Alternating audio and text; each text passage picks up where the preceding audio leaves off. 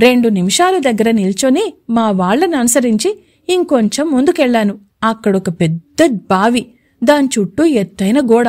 అందులో ఒక జంతువు కనపడ్డది. దాన్ని ఖడ్గమృగం అన్నారు. దాని ముక్కు మీద బలిష్టమైన కొమ్ము కనపడ్డది. దాని ఖడ్గమట అది.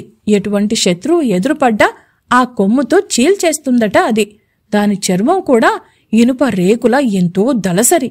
బళ్ళెం కూడా దూరేటట్లు లేదు. అది కొంతసేపు నీళ్లల్లోనూ కొంతసేపు నేల మీద తిరుగుతుందట.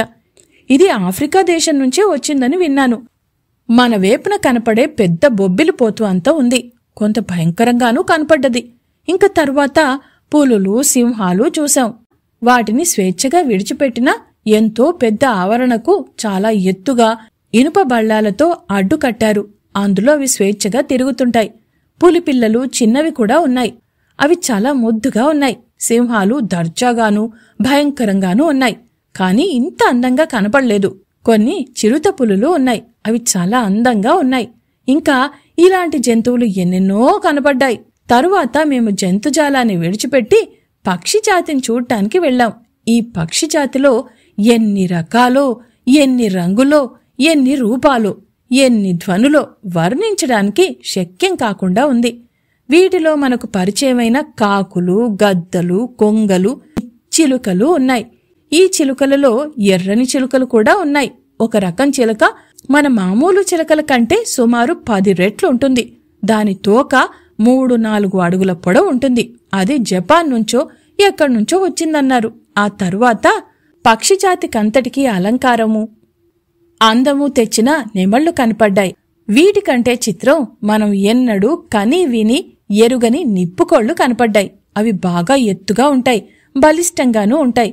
వేడివేడి మండుతున్న బొగ్గులు కూడా తింటాయట. వాటి రెక్కల్లో ఉండే ఈకలు చాలా అందంగా ఉంటాయని అక్కడి స్త్రీలు వాటిని టోపీలు వగైరా అలంకరణకు ఉపయోగిస్తారని చెప్పాడు మాతో ఉన్న మనిషి.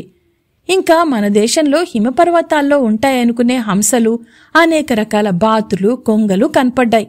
బర్మా నుంచి కాబోలు వచ్చిన తెల్లని చిలుకలు కనపడ్డాయి. ఇలా ప్రపంచంలో ఎన్ని వందల రకాల పక్షులను తీసుకొచ్చి మన ఆనందం కోసం, విజ్ఞానం కోసం ఇక్కడ బంధించి అటే పెట్టారు. అసలిన్ని రకాలు ఉన్నాయని ఎలా తెలుసుకున్నారో, వాటినన్నింటినీ ఎలా పట్టుకు తీసుకురాగలిగారో నాకు చాలా ఆశ్చర్యం వేసింది. ఇంకా ఏవేవో ఇలా చూస్తూ హఠాత్తుగా ఓ పెద్ద హాల్ లాంటి దాంట్లోకి ప్రవేశించాం. దాని నిండా బీర్వాలలో తీగల తలుపుల వెనకాల రకరకాల పాములు కనపడ్డాయి. వాటిలో కూడా ఇన్ని రకాలున్నాయని ఎప్పుడూ ఎరగను, నేను వినలేదు కూడాను. వాటిని చూస్తూనే ఒళ్ళు జల్దరించి భయం వేసింది. కాని నిదానంగా చూస్తుంటే వాటిలో కూడా ఎంతో కొంత సౌందర్యం ఉన్నట్టు అనిపించింది. చాలా చిత్రమే.